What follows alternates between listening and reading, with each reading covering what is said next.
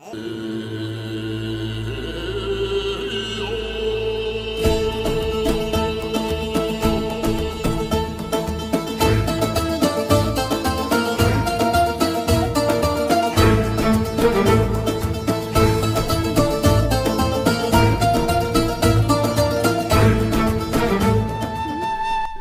মোহাম্মদ হারুনুর রশিদ একজন স্বপ্নদ্রষ্টা শিক্ষকের প্রতিচ্ছবি। তিনি তার স্বপ্ন ছিল জামালপুর জেলা সহ এই অঞ্চলের শিক্ষার্থীরা উচ্চশিক্ষা লাভের মধ্য দিয়ে দক্ষ জনসম্পদে পরিণত হয়ে দেশ গড়ার কাজে বিশেষ অবদান রাখবে।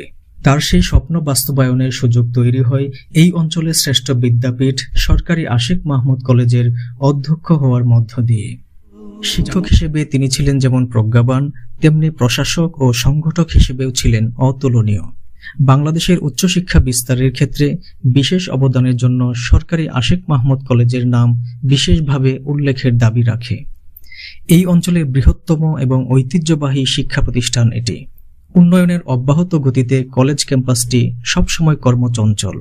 একটি মহাপরিকল্পনার আওতায় এই উন্নয়ন কাজের অগ্রগতি সাধিত হয়েছে। কলেজের সার্বিক উন্নয়ন কর্মকাণ্ড চালিয়ে নেওয়ার গুরুদায়িত্ব যার উপর ন্যস্ত ছিল, তিনি ছিলেন অধ্যক্ষ প্রফেসর মোহাম্মদ হারুনুর রশিদ। সরকারি আশিক মাহমুদ কলেজের শ্রীবৃদ্ধি এবং প্রাণচাঞ্চল্যের পুরোধা ছিলেন তিনি, যার কর্মপ্রচেষ্টা, উদ্যোগ আর উদ্যমেই সরকারি আশিক মাহমুদ কলেজ আজ জাতীয় পর্যায়ে একটি অগ্রগণ্য কলেজ হিসেবে মূল্যায়িত হচ্ছে। অবকাঠামোগত উন্নয়নের পাশাপাশি শিক্ষার উন্নত পরিবেশ বজায় রাখা এবং ভালো শিক্ষার্থী তৈরি করতেও তিনি সবসময় সচেষ্ট ছিলেন।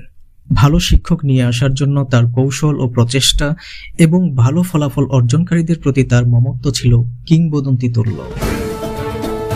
শিক্ষক, প্রশাসক এবং সংগঠক হিসেবে তিনি ছিলেন অত্যন্ত সফল।